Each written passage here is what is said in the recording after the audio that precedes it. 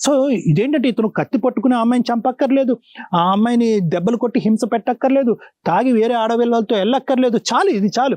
ఈ అమాయకత్వం, ఈ వ్యక్తిత్వం లేనటువంటి వ్యక్తులు ఈ విధంగా ఎంతో మందిని చంపేస్తూ ఉంటారు. నా దగ్గరికి వస్తారు మేడం ఇలాంటి ఎన్నో కేసెస్. ఏరా అంటే కనుక, లేదు సార్ అమ్మాయి కావాలి సార్, కానీ నా పేరెంట్స్ కూడా కావాలి సార్ అంటారు. ఈ ఆలోచన ముందు ఉండక్కర్లేదా? ఈ ఆలోచన అమ్మాయిని ప్రెగ్నెన్సీ చేసేటప్పుడు ఉండక్కర్లేదా? సో ఇదేంటంటే ఇక్కడ చాలా పెద్ద ఇతనిలో ఉండేటటువంటి లోపం ఏంటంటే కనుక, ప్రేమించేటటువంటి ధైర్యం ఈ రోజు పెళ్లి చేసుకోవటంలో లేకపోవటం, ప్రేమించి ఆమెను ప్రెగ్నెంట్ చేయటం అనేటువంటి ధైర్యం ఈ రోజు ఆ వ్యక్తిత్వాన్ని ఇక్కడ చూపెట్టలేకపోవటం, పేరెంట్స్ని కన్విన్స్ అనేది ఇది అబద్ధం మేడం. ఎందుకంటే ఓకే, జాతకాలు ఉంటే ఉండొచ్చు, జాతకాలు అనేటటువంటి ఒక సాంప్రదాయం, మనం పట్టింపు, మనం చేసేటటువంటి పెళ్ళిళ్ళు ఇప్పటికైనా అవనివ్వండి, మన పిల్లలు జరిగేటటువంటి పెళ్ళిళ్ళలో కూడా మనం జాతకాలకి వాటికి ఇంపార్టెన్స్ ఇస్తాం. కానీ జాతకాలని కాపాడాలి, కుటుంబం యొక్క వాల్యూస్ని కాపాడాలి, పేరెంట్స్ యొక్క విలువలను కాపాడాలి, అటువైపు నేను ప్రేమించి ప్రెగ్నెంట్ అయినటువంటి ఆడపిల్ల నూతులు దుంకి చనిపోయినా పర్వాలేదు అనేటటువంటి దాని దగ్గర ఏ జాతకం, ఏ సాంప్రదాయం, ఏ పట్టింపు, ఏ కల్చర్. సో ఈ మాత్రం ఇంగితం లేనటువంటి వ్యక్తి ఈ అబ్బాయికి, ఫస్ట్ ఆఫ్ ఆల్ ఈ అబ్బాయికి ఏంటంటే మానసికంగా ఈ అబ్బాయికి ఏంటంటే ఒక విధమైనటువంటి కౌన్సిలింగ్ ఇవ్వాలి. అంటే వాల్యూ సిస్టమ్స్ అనేటటువంటిది జాతకాలు, పామిస్ట్రీలో ఉండవు. ఇవన్నీ కూడా విలువలు అనేటటువంటిది మనం ప్రేమించేటటువంటి వ్యక్తుల్లో, గౌరవించేటటువంటి వ్యక్తుల్లో ఇలాంటి బట్టి ఉంటాయి అనేటటువంటిది ఇతనికి చెప్పాలి. పేరెంట్స్తో కూడా మనం ఒకసారి కూర్చొని మాట్లాడాలి మేడం. ఎందుకంటే ఇక్కడ పేరెంట్స్కి అసలు ఇక్కడ ఏం అన్యాయం జరిగింది అనేది ఆ అబ్బాయి ఎంతవరకు ఆ పేరెంట్స్కి చూపెట్టాడు అనేది మనకు తెలియదు, ఎంతవరకు కప్పిపుచ్చాడు అనేది తెలియదు. నిజంగా ఒక ఆడపిల్ల ఇంత అన్యాయం జరుగుతున్నా కూడా జాతకాలను కాపాడుకుందాం అనేటటువంటి వ్యక్తిత్వం ఉండే తల్లిదండ్రులుగా ఇతను పుట్టాడు అనేది ఒకసారి మనం క్రాస్ చెక్ చేసి వెరిఫై చేయవలసినటువంటి అవసరం ఉంది. ఇంకా ఈ అమ్మాయి విషయానికి వస్తే నేను ఆల్రెడీ చెప్పాను కదా మేడం ఇందాక, ఈ అమ్మాయి ఆటోమేటిక్గా తన గొయ్యి తనే తవ్వుకుంది. ఈరోజు ఇప్పుడు ఇటువంటి వ్యక్తిత్వం లేనటువంటి ఒక అబ్బాయి రేపొద్దున ఎటువైపు గాలి వీస్తే కనుక అటువైపు కొట్టుకుపోయేటటువంటి మనస్తత్వం ఉన్న అబ్బాయితో పాటు ఆ అమ్మాయి జర్నీ చేయాలని అనుకుంటుంది. ఇంకా అది ఎందుకంటే ఆల్రెడీ కమిట్ అయ్యి ప్రెగ్నెంట్ అయ్యింది కాబట్టి ఈ రోజు ఈ అమ్మాయికి ఇంకో దారి లేదు కాబట్టి మనమే పెద్దలుగా ఉండి ఆ పెళ్లి జరిపించాలేమో, ఈ అబ్బాయికి ఆ వ్యక్తిత్వం లేకపోయినా కూడా మనమే పెళ్లి జరిపించాలేమో అనేటటువంటి ఆలోచన నాకు ఉంది మేడం. సో మేడం రమ్య ఆకుల గారు మీరేమంటారు? మేడం ఇప్పుడు సమాజంలో రెగ్యులర్ గా ఒక 100 కేసెస్ తీస్తే 90% కేసులు ఇలాగే ఉంటున్నాయి. ఇది కామన్ అయిపోయింది. అంటే ఈ అమ్మాయి 24, అతను 25, చాలా చిన్న పిల్లలు. ఇంకా ఎడ్యుకేషన్ కంప్లీట్ అయ్యి కెరియర్ లో కరెక్ట్ గా సెటిల్ అయ్యే టైంకి ఫిజికల్ నీడ్స్ కి ఒక స్టేజ్ అరేంజ్ చేసేసుకొని అవి కమిట్ అయిపోయారు. ఇన్ కేస్ అవి అట్లా అయ్యి ఉండకపోయినా కూడా నాకు తెలిసి చాలా మందికి వీళ్ళిద్దరు రిప్రజెంటేటివ్స్. సో ఇట్లా కమిట్ అయిన అదృష్టం ఏంటంటే ఇద్దరు మంచిగానే ఉన్నారు. వీళ్ళు చేసిన పెద్ద మిస్టేక్ ఏంటంటే లవ్ చేసుకోవడం మిస్టేక్ కాదు, ఫిజికల్ గా కమిట్ అవ్వడం మిస్టేక్. దీనివల్ల మనం ఒక డెసిషన్ తీసేసుకోవాల్సిన ప్రొసీజర్ వచ్చింది.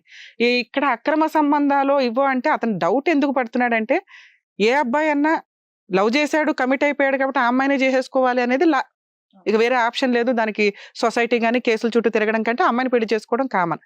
కానీ అతను చిన్నపిల్లోడు, ఇప్పుడు 30 years జాబ్ ఉండి ఫైనాన్షియల్ గా సెటిల్డ్ అంటే 4 వీకే చేసుకోబోయి మీ పేరెంట్స్ వీళ్ళు సంబంధం లేదు అనొచ్చు. ఆ అబ్బాయి 25 years లో ఉన్నప్పుడు మనం ఖచ్చితంగా వాళ్ళ ఫ్యామిలీకి ఇంపార్టెన్స్ ఇవ్వాలి, వీళ్ళ ఫ్యామిలీకి ఇంపార్టెన్స్ ఇవ్వాలి. ఈవిడ చేసిన భాగవతం ఏంటని వీళ్ళ పేరెంట్స్ కి తెలియదు. అతను ఆల్రెడీ ఈ విషయం చెప్పకుండా, అమ్మాయి 4th month అని ప్రెగ్నెన్సీ అని చెప్పకుండా, నాకు తెలియదు అంటున్నాడు కానీ ఇప్పుడు ఆల్రెడీ ఒప్పుకున్నాడు, నాకు తెలుసండి, ఈ లోపు నేను ఇంట్లో కూడా ప్రయత్నించాను, జాతకాలు చూశారు అంటే ఆ అబ్బాయికి వాళ్ళ ఇంట్లో వాళ్ళు కూడా ఇంపార్టెన్స్ ఇస్తున్నారు. అరే బాబు, అసలు లవ్ చేయడం మాక్సిమం ఏ పేరెంట్స్ యాక్సెప్ట్ చెయ్యరు. ఎందుకంటే అమ్మాయి బ్యాక్గ్రౌండ్ ఏంటి, అమ్మాయి ఏంటి అని ఇవన్నీ చూసుకున్నాక కూడా ఒక కొడుక్కి వీళ్ళు పెళ్లి చేయడానికి పంతుల్ని పిలిచి జాతకాలు అడిగారు అంటే వాళ్ళు కాస్త మంచోళ్ళే బ్యాక్గ్రౌండ్ లో. ఇక జాతకాలు నమ్మాలా వద్దా అనేది ఎవరి పర్సనల్ విషయం అండి అది. ఎందుకంటే జాతకాలకు ఇంపార్టెన్స్ ఇచ్చే పెళ్లిళ్ళు చేస్తాం. కానీ ఇది ఇక్కడ లవ్ మ్యారేజ్ గా ఒకవేళ పేరెంట్స్ ఒప్పుకోకపోతే వీళ్ళిద్దరు జంప్ అయిపోయి పెళ్లి చేసుకుని రిజిస్టర్ మ్యారేజ్లు లేకపోతే ఆర్య సమాజ్ మ్యారేజ్లు, అప్పుడు జాతకం అనే టాపిక్ రాదు. ఇతను పేరెంట్స్ కి ఇంపార్టెన్స్ ఇచ్చాడు కాబట్టి అది కూడా ఒక ప్లస్ మార్క్. వాళ్ళని వద్దని ఇవన్నీ చేసుకో అంటే వీళ్ళిద్దరు ఎంతకాలం కలిసి ఉంటారో డౌటే. వీళ్ళు చేస్తున్న పనులు ఏంటంటే 90% లవ్ మ్యాటర్స్ లో వెళ్ళిపోయి పేరెంట్స్ని కాదనుకొని పోలీస్ స్టేషన్ లో ప్రొటెక్షన్ తీసుకోవడం, ఆర్య సమాజంలో పెళ్లిళ్ళు చేసుకోవడం, ఏం చేసుకుంటారో చేసుకోండి అని 6 months లో మళ్ళీ ఇద్దరు విడిపోయి కోర్టులో కేసులు వేసుకోవడం. సో వీళ్ళకి వెనకాల ఇంత ఇమ్మెచ్యూర్డ్ గా ఉన్నారు కాబట్టి ఖచ్చితంగా 2 families తో మనం మాట్లాడి, ఎందుకంటే ఇద్దరు ఫ్యామిలీస్కి ఇంపార్టెన్స్ ఇస్తున్నారు కాబట్టి వాళ్ళను ఒప్పించి తీసుకునే డెసిషన్ బాగుంటుందని నా ఉద్దేశం. ఒకవేళ అతను ఇప్పుడు ఫైనల్ గా ఒప్పుకున్నాడు, ఏదో చిన్న చిన్న అబద్ధాలు ఏవైతే చెప్తున్నాడో అవి జస్ట్ ఊరికే అని మనకే అర్థమవుతుంది, అతను సారీ చెప్పుకుంటున్నాడు. ఇవన్నీ ఎలిగేషన్స్ అండి చేసింది. ఎప్పుడైనా కానీ భర్త తర్వాతే అతను లవ్ చేసావు, అతని తర్వాతే ఎవరైనా అతనికి తెలిస్తే ఏమైనా అనుమాన పడతాడేమో. చాలా మంది అమ్మాయిలు చేసే మిస్టేక్ ఇదేనండి. భార్యలు కూడా అవి చిన్న పనులే, కానీ వాళ్ళతో మాట్లాడామని తెలిస్తే హస్బెండ్ ఏమైనా ఫీల్ అవుతాడేమో, లవర్ ఏదైనా అనుమాన పడతాడేమో అని ఇంకా పెద్ద గొయ్య తీసుకోవడం. ఇవి ఒక రకంగా క్లారిటీ ఉండాలి. ఎప్పుడు కూడా మీరు ఒక ఫోన్ భర్తకి పాస్వర్డ్ ఇచ్చేసే అంతలాగా ఉంటే ఎవ్వరు జీవితంలో మిమ్మల్ని అనుమానించరు. అలాగే మీరు కూడా సీక్రెట్లు మెయింటైన్ చేయాల్సినంత అవసరం లేదు. నీ భార్య తర్వాత ఎవరైనా, నీ లవర్ తర్వాత ఎవరైనా, మీరిద్దరూ అంత ప్యూర్గా ఉన్నారు కాబట్టి. ఇక ఈ విషయానికి వస్తే నిజంగా మీరు ఏదైతే జాతకం అంటున్నారో నాన్న, నేను దాన్ని డినై చేయట్లా. కానీ లవ్ మ్యారేజ్లో దాన్ని పట్టించుకోవడం ఎంతవరకు అవసరం అనేది చూడాలి. ఏ జాతకంలో అన్నా, ఏ రిలీజియన్లో అన్నా ఒక మిస్టేక్, ఇది పాపమో లేకపోతే తప్పు జరిగిద్ది, లాస్ జరిగిద్ది అన్నప్పుడు ఆల్టర్నేట్ ఉంటాయి. పూజా పునస్కారాలు, హోమాలో ఏవో ఒకటి. మీరు అవి కూడా అడుగుంటే బాగుండేది. మీ పేరెంట్స్ ఎందుకు అడగరు అంటే వాళ్ళకి ఇష్టం లేదు. ఏదో ఒక అమ్మాయిని తీసుకొచ్చాడు, అమ్మాయి జాతకం ఇలా ఉంది, ఎందుకురా బాబు ఇంత రిస్క్ తీసుకుని. అదే అరేంజ్డ్ మ్యారేజ్ అయ్యి ఉంటే వీళ్ళ ఫ్యామిలీ కూడా బాగుంది అని అనుకొని ఉంటే వాళ్ళు ఆల్టర్నేట్ ఎత్తికేవాళ్ళు. సో ఇప్పుడు మనం ఏమైనా ఆల్టర్నేట్ ఉందా ఏంటి అనేది అడగడం ఒక ఇంపార్టెంట్. ఇన్ కేస్ ఆల్టర్నేట్ లేదు అన్నా కూడా ఇక్కడ ఆల్రెడీ 4th month ప్రెగ్నెంట్. మీరు జాతకం వల్ల జరిగిద్దనే లాస్ ఏదైతే ఉందో, మీరు జీరో ఫైనాన్షియల్కి వెళ్తారు, అందరూ రోడ్డు మీదకి వస్తారు అనేది, ఈ రోజు నువ్వు పెళ్లి చేసుకోకపోతే అమ్మాయి వేసే కేసు అంత స్ట్రాంగ్ కేసు. నువ్వు అంటున్నా నువ్వు రోడ్డు మీదకి వస్తావు, నువ్వు రెస్పెక్ట్ ఇస్తున్నా మీ ఫ్యామిలీ రోడ్డు మీదకి వస్తారు. నెక్స్ట్ వీళ్ళ పేరెంట్స్ ఎలా రియాక్ట్ అవుతారో కూడా తెలియదు.